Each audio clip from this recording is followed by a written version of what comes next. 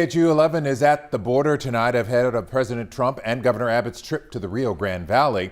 The two are expected to discuss what they call a surge in illegal immigration since President Biden took office, and Governor Abbott's plan to build a border wall. Marcelino Benito verifying some of the governor's claims about the need for a wall. He joins us live in Hidalgo, Texas tonight. Marcelino. Well, Len, the governor claims that the number of people crossing the border illegally has dramatically spiked in recent months. It's a claim that we hear often, especially from politicians. So our Verified team got to the bottom of it, to find out who is telling the truth.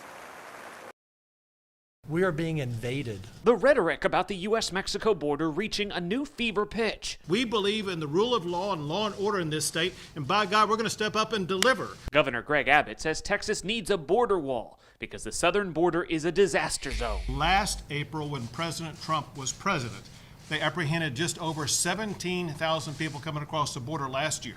This year, in the month of April, they apprehended more than 170,000 people. That is a 1,000% increase. So let's verify. Are illegal border crossings on the rise under President Biden? Our source, data from U.S. Customs and Border Protection. From March to May of this year, Border Patrol caught 514,901 people crossing illegally. That's already more than all of fiscal year 2020 combined. In April 2020, under Trump, 16,182 were detained. This April, under Biden, it's exploded to 173,686. That's a 973% increase. Governor Abbott's number slightly off, but his claim illegal crossings are up in this new administration, we can verify, is true. Abbott also claims who is crossing has changed too. Early on, it was unaccompanied minors. Now a majority of the people coming across the border are adults coming across alone. Let's verify. Do single adults now make up the majority of border crossers under President Biden? CBP data shows 636,892 single adults have been caught crossing the border this fiscal year.